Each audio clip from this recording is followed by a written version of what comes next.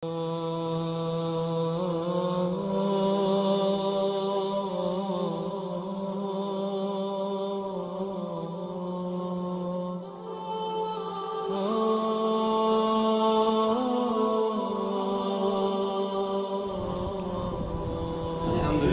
रब्बिल आलमीन वस्सलातु वस्सलामु अला रसूलिल करीम व आलिहि तय्यिबीन ताहिरीन अम्मा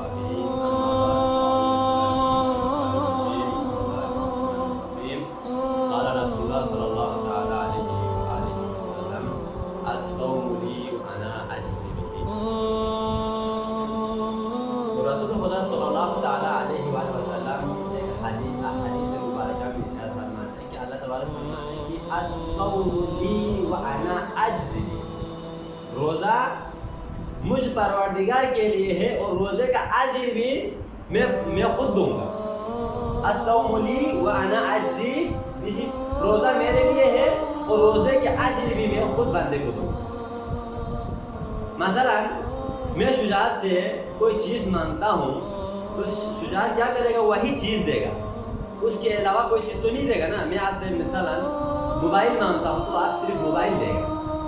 अगर यही मिसाल अगर अल्लाह तबारक व तआला पर दे कि आप अल्लाह तबारक व तआला के लिए कुछ काम करते हैं तो अल्लाह के देने में और बंदे के देने में क्या है, आसमान ज़मीन की फ़र्क है। अल्लाह देखेगा कि अगर मैं इस बंदे को ये चीज़ दूंगा तो ये बंदा हिदायत पर रहेगा या राह ज़लालत में है।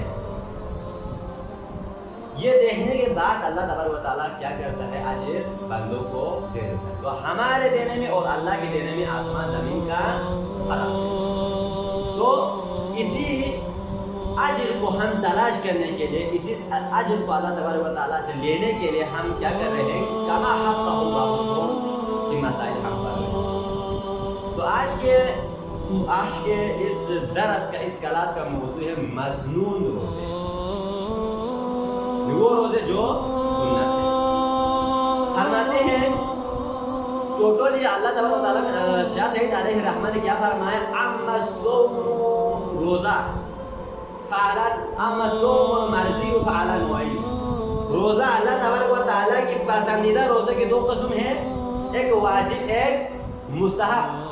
और अल्लाह तबारक व तआला की नापसंदीदा रोज़े की भी दो किस्म है, एक हराम एक मकरूह। आप लोगों की ज़हन-नशीन के लिए मैं इसको फिर से दोहरा रहा हूँ। वाजिब रोज़े क्या है? तो वाजिब रोज़े टोटल 7 वाजिब रोज़े हैं। एक रमज़ान की रोज़ा रखना, एक रमज़ान की क़ज़ा की रोज़ा रखना वाजिब, तीसरा नज़र की रोज़ा रखना वाजिब, चौथा कफ़ारे की रोज़ा रखना वाजिब, पांचवा इतिकाफ़ की रोज़ा रखना वाजिब, छठा दम तमातु की रोज़ा रखने की वाजिब। दम तमातु जब हज करने के लिए जाते हैं तो वहाँ पर कुर्बानी करने की इस्तिताअत नहीं होते जिनके पास, तो वहाँ पर वो 3 दिन रोज़ा रखेगा और घर में आने के बाद भी 7 रोज़ा रखेगा। तो ये हज दम तमातु, ये 6 रोज़े हो गए। ये क्या है, वाजिब है। अब मुस्तहब क्या है, हराम दिन और मकरूह दिन के अलावा तमाम दिनों में रोज़ा रखना क्या है, मुस्तहब है। हराम क्या है, तो अल्लाह तबारक व तआला के नापसंदीदा रोज़े की भी 2 किस्म है, एक हराम एक मकरूह।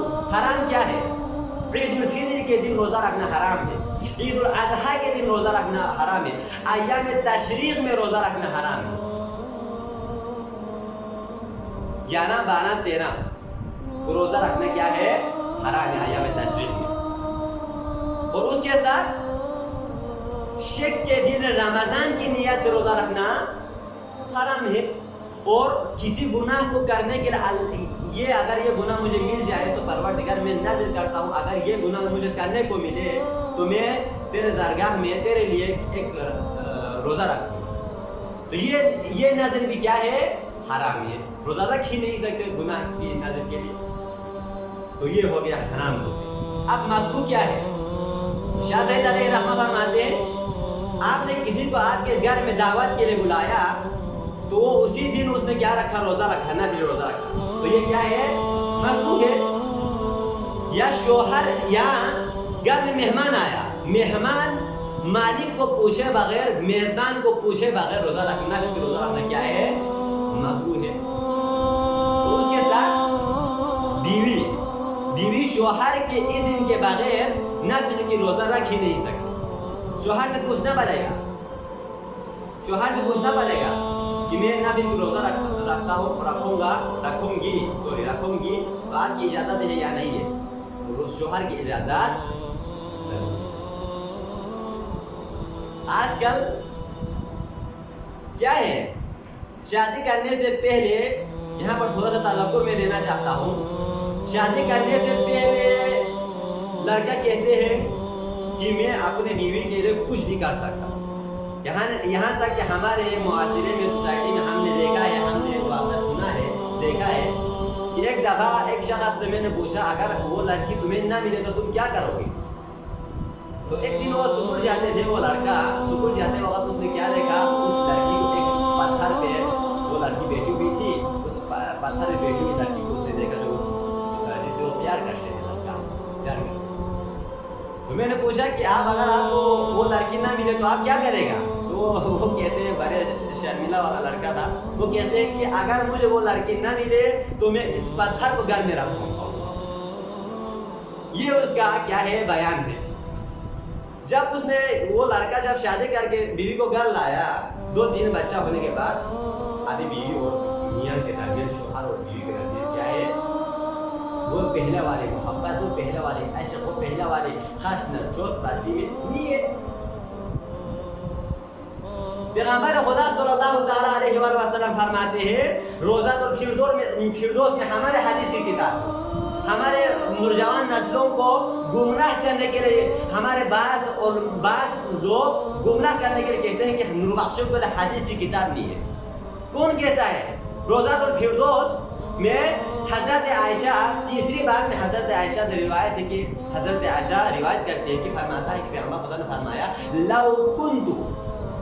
اگر لو کنت آمرا احدا ان یسجد لاحد، اگر مجھ پیغمبر خدا صلی اللہ علیہ وسلم کے حکم ہوتا کہ کسی کو سجدہ کرنے کے لیے حکم ہوتا تو میں پیغمبر کیا کرتا، لو امرت المرأة، میں عورت کو حکم دیتا، بیوی کو حکم دیتا ان تسجد لزوجها، یہ کہ شوہر سجدہ کرے. یہ فضیلت ہے شوہر کی.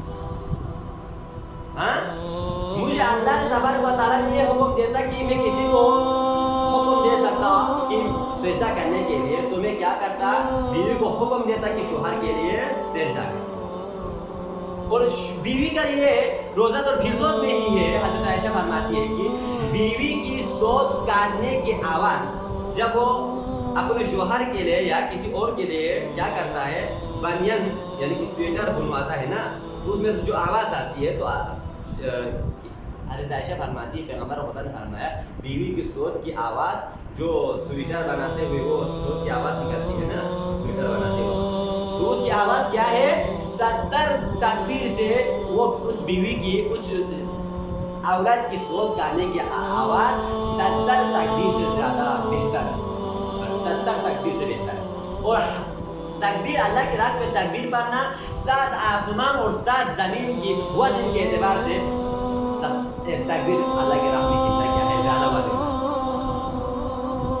اس کے بعد پیغمبر فرماتا ہے جو کوئی بھی عورت محبت میں، عشق میں اپنے بیوی، جو کوئی بھی عورت محبت میں، عشق میں اپنے شوہر سے، شوہر کے لیے سویٹر بنواتا ہے، اللہ تبارک و تعالیٰ 1,00,000 ثواب اس عورت کے نامہ اعمال میں لکھ دیتا ہے.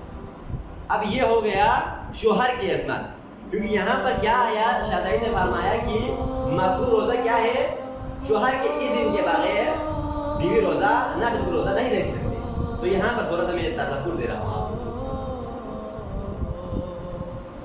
اب بیوی کے مقام کو دیکھو، پیغمبر خدا صلی اللہ علیہ وسلم نے کیا فرمایا، اے خدیجہ جب سے مجھے پتا چلا ہے، اے خدیجہ جب مجھے پتا چلا کہ جنت میں بھی تو میری بیوی ہوگی، تو واللہ مجھ محمد کے لیے نا وفات پانا، مرنا مجھ محمد کے لیے کیا ہو گیا ہے، کوئی دقت نہیں ہے، میں مرنے کے لیے تیار ہوں، وفات پانے کے لیے تیار ہوں. کیوں؟ کیونکہ جنت میں تم مجھ سے ملے گی، تو میری بیوی ہو. پیغمبر نے یہ کہا. ہمارے معوذۃ القربہ میں پیغمبر فرماتا ہے کہ حضرت عائشہ روایت کرتے ہیں کہ پیغمبر گھر سے نکلتے ہی نہیں تھے حتی یہاں تک یذکر خدیجہ تھا. اللہ خدیجہ کے بارے میں تذکر کرتے تھے, خدیجہ کو یاد کرتے تھے, ذکر کرتے تھے. وہ خدیجہ کی اتنی تعریف کرتے تھے, روایت میں ہے کہ پیغمبر کی 12 بیوی تھی, جو 12 بیوی تھے, بعض کہتے ہیں کہ 9 بیوی تھی. ان سب بیویوں میں سے ہمارے عقیدے کے مطابق کیا ہے, سب سے افضل حضرت خدیجہ الکبریٰ رضی اللہ عنہا. پیغمبر صلی اللہ علیہ وسلم فرماتا ہے کہ حضرت عائشہ روایت کرتے ہیں کہ میں نے کبھی پیغمبر کو ایسا نہیں دیکھا کہ وہ خدیجہ کو یاد کیے بغیر گھر سے نکلتا ہو.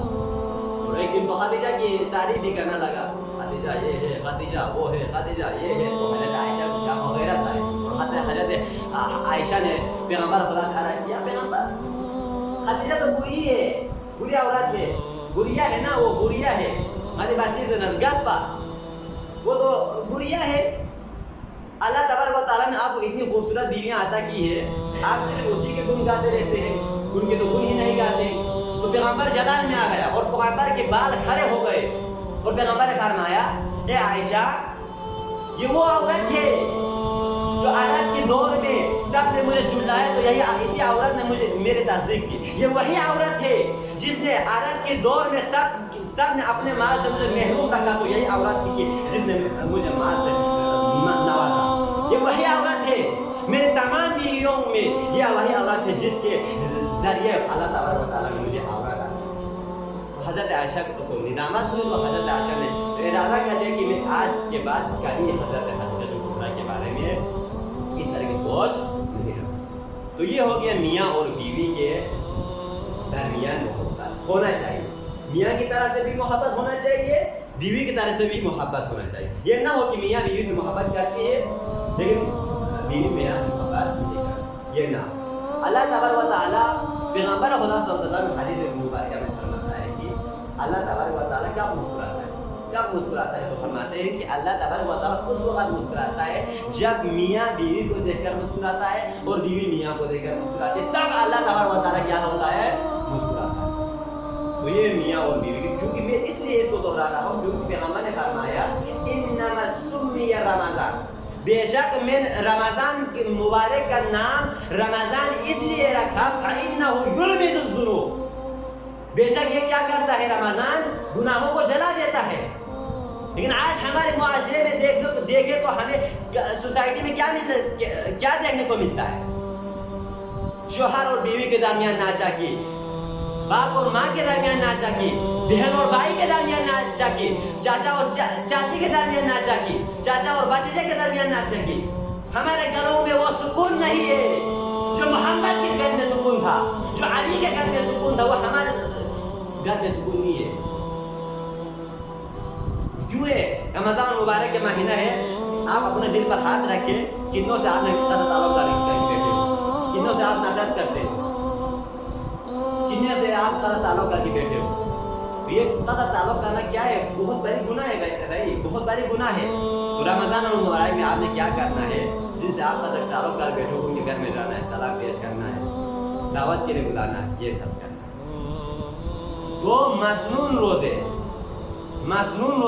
مستحب تو بھی میں نے آپ لوگوں کو گن کے دے دیا. مسنون روزے کیا ہے, وَأَمَّا الصَّوْمُ الَّذِي, بہرحال صوم وہ روزے مسنون ہے, فَفِي الْأَسْبُوعِ, ہفتے میں کیا ہے, یوم الاثنین و یوم الخامس, پیر کے دن روزہ رکھنا سنت, اور جمعرات کے دن روزہ رکھنا ہفتے میں کیا ہے, جمعرات ساتھ سنت ہے.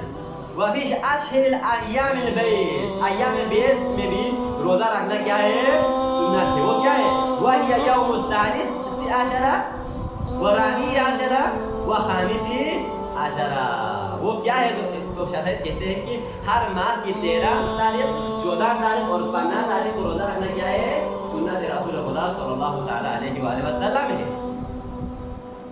آگے فرماتے ہیں وفی سنت, سال میں روزہ رکھنا کیا ہے, کون سے سال میں کتنے روزہ ہم پر سنت ہے, تو فرماتے ہیں یوم عاشوراء و یوم تاسوعاء و یوم عرفہ. عاشوراء کے دن روزہ رکھنا سنت ہے, تاسوعاء کے دن روزہ رکھنا سنت ہے. تاسوعاء کیا ہے, 9 محرم الاحرام کو روزہ رکھنا سنت ہے. عاشوراء کے دن روزہ رکھنا سنت ہے.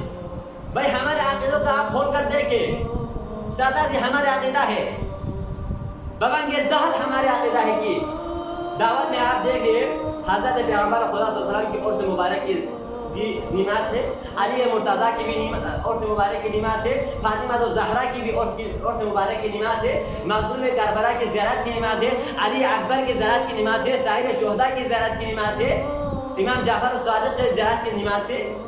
اور یہاں پر شاہ سید علیہ رحمہ فرماتے ہیں کہ سال میں عاشورہ کے دن اور یوم تاسوعہ کے دن روزہ رکھنا ہم پر کیا ہے؟ مستحب۔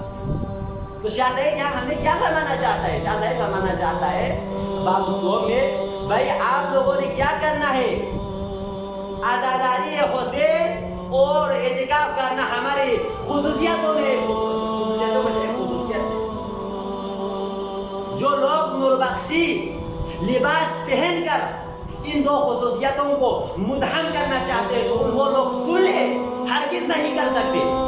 یہ ہمارے خصوصیتوں میں سے دو خصوصیت ہے، ہم مر بھی جائیں گے، کب بھی جائیں گے، لیکن اعتکاف اور عزاداری حسین کو کبھی نہیں چھوڑیں گے۔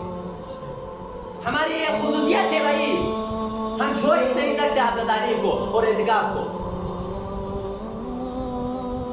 تو سال میں عاشورہ کے دن اور یوم تاسوعہ نویں محرم الاحرام کے دن روزہ رکھنا کیا ہے؟ سنت ہے۔ ویوم العرفہ اور نویں ذی الحجہ کو بھی روزہ رکھنا سنت ہے۔ وستہ ایام من الشوال من غیر تعین، شوال کے مہینے میں 6 دن روزہ رکھنا کیا ہے؟ بغیر کسی تعین کے دن کے، وتوالین بغیر کسی تسلسل کے روزہ رکھنا کیا ہے؟ سنت ہے۔ وتوالین اگر تسلسل کے ساتھ رکھے تو کیا ہے؟ افضل و افضل۔ محترم سامعین، شاہ سید علیہ رحمہ نے مفہوم میں یہ بتاتے چلو ہمیں یہ پیغام دیا کہ مصنون روزہ ہفتے میں 3 جمعرات کو رکھنا مصنون ہے۔ ایام میں کیا فرمایا؟ ایام 20 وہ کیا ہے؟ فرمایا 13، 15 اور 14ویں تاریخ کو روزہ رکھنا کیا ہے؟ مستحب ہے۔ سال کے اعتبار سے عاشورہ کے دن روزہ رکھنا مستحب ہے، یوم تاسوعہ 9 محرم کو روزہ رکھنا سنت ہے، اور اس کے ساتھ عرفہ کے دن روزہ رکھنا سنت ہے، اور شوال کے مہینے میں 7 دن روزہ رکھنا سنت ہے بغیر کسی دن کے تعین کیے اور تسلسل کے۔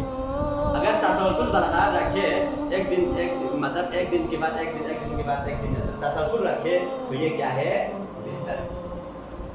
تو اللہ تبارک و تعالیٰ کی درگاہ میں میری یہ دعا ہے کہ پاک پروردگار عالم، پاک پروردگار عالم ہمیں پروردگار عالم نور بخشی ان تعلیمات پر، پروردگار عالم ان تعلیمات کو دل و جان سے سینے سے لگا کر رکھنے کے ہم سب کو توفیق عطا فرمائے۔ پروردگار عالم زندگی میں پروردگار عالم عزاداری حسین اور اعتکاف سے ہمیں جدا نہ کر پروردگار عالم، ان دونوں سے پروردگار عالم تا قیامت تک پروردگار عالم ان دونوں سے ہمیں منسلک فرما پروردگار عالم۔